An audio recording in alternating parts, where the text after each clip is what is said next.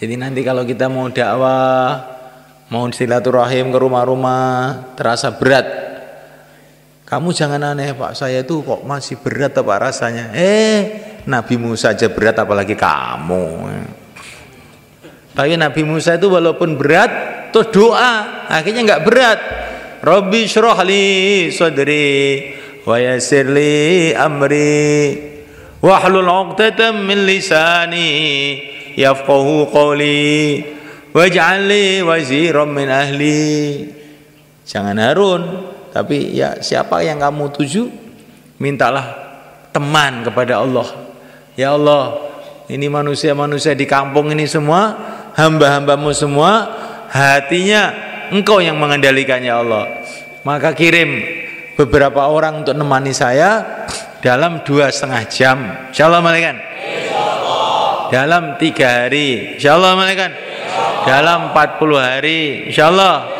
Dalam memikirkan agama seluruh alam. Insyaallah. Begitu malaikat. Berangkat dan doa. Doa tok tidak berangkat ya kurang bagus. Berangkat tok tidak doa juga kurang bagus. Berangkat dan doa. Jadi harus sempurna. Berangkat dan doa. Nah, mulaikan Allah SWT ini dalam dakwah kita sibuk dakwah, sibuk doa. Dalam taklim pun sibuk taklim, sibuk doa. Nah, dalam taklim itu jangan kita ini hanya mendengar, mengkaji, memikir, tidak. Doa kepada Allah. Wa qur rabbi zidna ilma. Nabi ketika membaca Quran diperintah oleh Allah untuk doa. Rabbi zidni ilma. Ya Allah, tambahilah aku ilmu. Ilmu bukan datang dari yang bayan. Ilmu datang dari Allah Subhanahu wa ta'ala. Ilmu agama itu ajib, malaikat. Tidak sama dengan ilmu-ilmu dunia. Ini ilmu suci, ilmunya para nabi. Belajar dengan doa. Kalau belajar ilmu agama dengan maksiat, ini nggak paham. Mungkin bahasanya ngerti, susunan kata-katanya ngerti, tapi nggak bisa merasakan dalam hati. Ilmu agama itu harus banyak doa.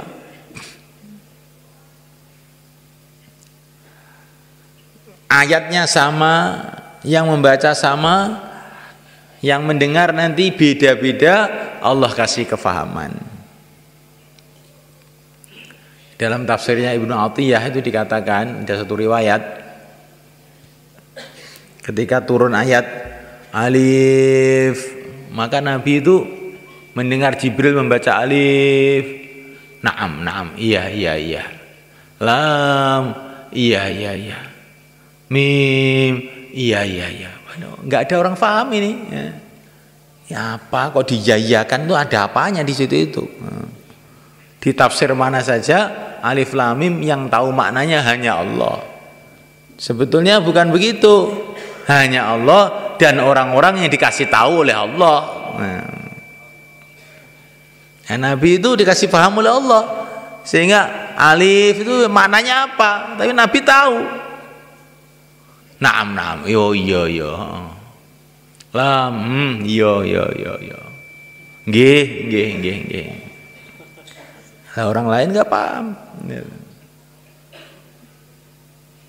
Maka Nabi itu dikasih paham oleh Allah. Begitu juga sebagian orang-orang yang hatinya bersih itu Allah kasih kefahaman Al-Quran ini yang tidak bisa dipahami oleh orang lain. Di Al-Quran itu semuanya kata para ulama, ini ada yang bisa dipahami oleh semua orang yang ngerti bahasa Arab. Itu ada. Jadi orang ngerti bahasa Arab itu bukan berarti paham semua Quran, belum. Tiada Al-Quran itu yang kefahamannya itu bisa dipahami oleh semua orang yang ngerti bahasa Arab. Terus ada lagi ilmu-ilmu Al-Quran itu yang tidak bisa dipahami kecuali oleh para ulama. Bukan hanya sekedar ngerti bahasa Arab. Ini harus ada derajat lebih tinggi lagi. Ada ilmu-ilmu Al-Quran itu yang tidak bisa dipahami secara sempurna kecuali oleh para imam-imamnya, para ulama. Al-Imam Syafi'i, Al-Imam Malik, oh ya orang-orang yang setingkat itulah. Orang-orang yang bukan ulama biasa, ulama pentolani ulama itu. Ada lagi ilmu-ilmu dalam Quran yang tidak bisa dipahami kecuali oleh para wali saja. Itu ilmunya para ulama bangsa nahwu, shorof, usul fikih, nasih, mangso itu belum cukup untuk memahami itu. Itu harus ada ilmu kewalian. Namanya ilmu wahbi, ilmu laduni. Itu ada begitu itu. Dalam Quran juga diceritakan itu. Ya ayyuhalladzina amanu in tattaqullaha yaj'al lakum furqana. Kalau kamu tuh betul-betul takwa kepada Allah, Allah akan kasih kefahaman Al-Quran. Bukan kefahaman hasil nahwu sorob, bukan kefahaman hasil mikir, kefahaman hasil takwa. Inilah kefahamannya para wali. Jadi Quran itu tidak sembarang. Jangan kamu kira setiap orang baca terjemahan terus paham. Oh itu belum, masih jauh, itu TK penaburannya. Itu TK. Nah. Ya sekarang ini, zaman sekarang ini orang tuh keminter, baru tahu Quran terjemahan, tahu-tahu dikit itu sudah ngewengkel Imam Syafi'i. Oh alah lele, melas weke. Weke orang Jawa. Tapi rumah semua pinter. Nah mulai kan Allah Ta'ala lah ada dalam Quran ini yang tidak bisa dipahami kecuali oleh Rasulullah sendiri. Wali-wali pun nggak ngerti, Rasulullah yang paham. Iki wis repot nih semua gue. Ini kita paham agama itu bukan hanya sekedar dari bahasa, dari bayan, tapi dari tawajuh kita. Harapan kita kepada Allah itulah yang akan mendatangkan kefahaman-kefahaman yang lebih tinggi. Insyaallah kan? Sibuk dalam taklim, sibuk dalam doa, sibuk dalam ibadah, sibuk dalam doa. Sholat itu mulai awal sampai akhir isinya doa. Doa mukhul ibadah. Doa itu inti sarinya ibadah. Dalam khidmat pun usaha-usaha perkhidmatan, usaha-usaha persawahan, perdagangan, usaha-usaha asbab, sibuk dengan doa juga. Seperti Nabi Ibrahim ketika membangun Ka'bah, sibuk dengan doa. Wa idh yarfa'u Ibrahimul qawa'ida minal baiti wa Ismail Rabbana taqabbal minna innaka antas samiul alim. Sambil bangun Ka'bah bersama Nabi Ismail doa, ya Allah terimalah bangunan ini ya Allah. Akhirnya bangunannya barokah sampai sekarang. Doa, maknanya doa itu harapan itu kepada Allah. Walaupun ke sawah, harapannya bukan pada sawah, harapannya kepada Allah yang menciptakan sawah. Walaupun menghadap manusia, harapannya bukan kepada manusia, harapannya kepada yang menciptakan manusia. Walaupun cari rizki, harapannya bukan kepada rizki, harapannya kepada yang memberi rizki, Ar-Razzaq, Allah Subhanahu wa ta'ala. Walaupun menghadap istri, menghadap anak, bukan harapannya pada anak, pada istri, harapannya kepada Allah yang menciptakan anak, menciptakan istri. Akhirnya doa, Rabbana hablana min azwajina wa dzurriyyatina qurrata a'yun waj'alna lil muttaqina imama. Ya Allah, jadikan istri dan anak saya ini menggembirakan hatiku. Anak tidak bisa menggembirakan, istri tidak bisa menggembirakan, maka mohon kepada Allah, ya Allah jadikan anak istriku menggembirakan hatiku. Waj'alna lil muttaqina imama, jadikanlah aku, anakku, istriku, keluargaku semua imam bagi orang-orang yang takwa. Istilah bahasa orang tabligh asbab hidayah. Imam orang takwa itu maksudnya asbab hidayah. Takwanya menjadikan orang-orang lain pada takwa. Ringkasnya ini semua kan. Sibuk dalam taat, sibuk dalam doa. Nanti iman kita akan meningkat sebenarnya. Doa saja tidak takwa, nah ini tidak cocok sebenarnya kan. Doa kepada Allah kalau tidak mengamalkan perintah Allah harus bagaimana? Mengamalkan perintah Allah tidak doa, apa kamu bisa mengamalkan? Kamu tidak akan bisa mengamalkan apapun tanpa pertolongan Allah. Maka doa, keluar rumah, usaha apapun, mau ke sawah, mau ke ladang, mau ke kantor, mau ke mana saja, mau 2,5 jam, mau dakwah, mau ngaji, mau sekolah, mau apa, keluar dengan harapan kepada Allah. Bismillah, tawakkaltu 'ala Allah, la haula wala quwwata illa billah.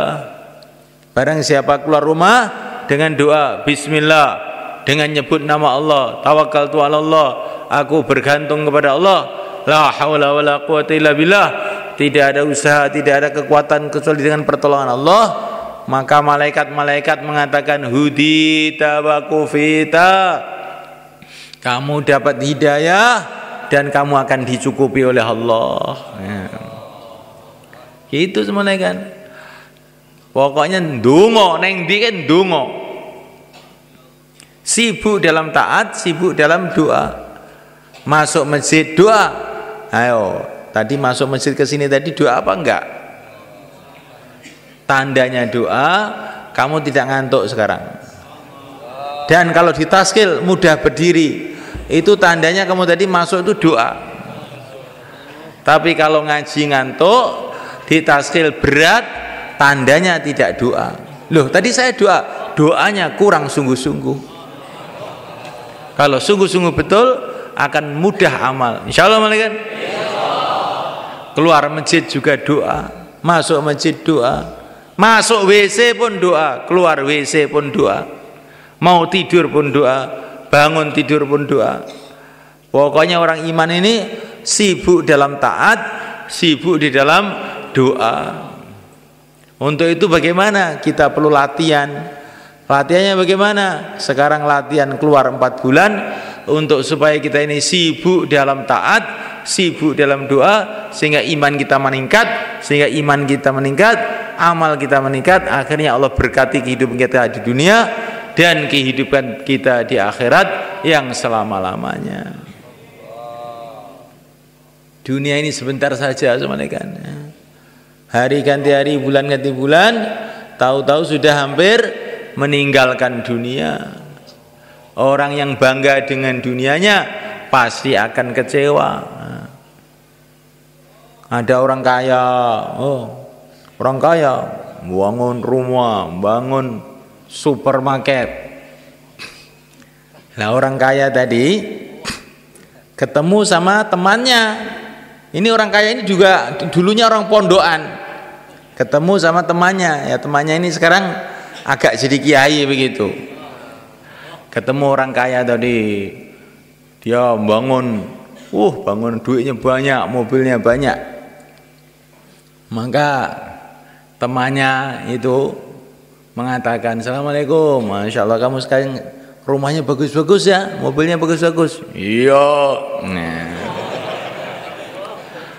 Mobilmu bagus, tapi kamu sudah jelek, sudah tua. Rumahmu kuat, tapi tulang kamu sudah rapuh. Apa gunanya? Sepatu baru, kakinya bosok. Apa gunanya coba? Rumahnya kuat-kuat, betoneser, tapi tulang kamu sudah eklek. Wis tuwek. Mobil kamu ganteng, tapi kamu sudah jelek, kisut. Halo, coba apa yang akan kamu banggakan katanya? Akhirnya orang kaya tadi cengar. Iya ya. Ketika kamu ganteng, rumah kamu jelek. Ketika kamu jelek, rumah kamu ganteng, kok nggak cocok sama sekali. Nggak cocok sama sekali. Katanya para ulama kan, orang itu kalau dunianya sudah banyak, tandanya sudah mau meninggal dunia. Betul mana? Orang kok pangkatnya jenderal gitu, itu sudah mau mati berarti. Iya, nggak ada jenderal umur 17 tahun. Jenderal umurnya 60 tahun, bangsa begitu. Sudah mau mati kalau jenderal. Kalau kopral itu masih agak panjang biasanya. Kadang-kadang juga mendahului juga. Ini konglomerat orang kaya. Orang kok kaya mesti sudah tua. Nggak ada anak kecil kaya. Sudah mau mati berarti kok ada berita di sana ada orang kaya. Oh berarti sudah mau mati dia, gitu aja. Insyaallah kan? Maka jangan kita tergiur dengan dunia ini. Dunia itu begitu itu semuanya kan. Ini kata-kata para ulama ini tidak bisa ditolak oleh siapa saja. Nyatanya ya begitu itu. Kenyataannya begitu itu. Maka semuanya kan sekarang orang sibuk dengan dunia, kita ingin sibuk dengan akhirat kita. Insyaallah kan? Surga sudah jadi dengan segala keindahannya. Enggak usah bangun sungai-sungai dari susu, sungai-sungai dari madu, bidadari-bidadari yang nan cantik sudah menunggu kita. Apa kita mikir dunia saja? Rasulullah sudah di sana, para sahabat sudah di sana. Untuk apa kita cari kemuliaan-kemuliaan dunia ini? Kalau ingin mulia di sana nanti, duduk bersama Rasulullah SAW. Maka semulaikan Allah Ta'ala, untuk itu kita ingin bersungguh-sungguh, bukan hanya ingin ngomong saja, kita ingin bersungguh-sungguh betul-betul membangun akhirat kita,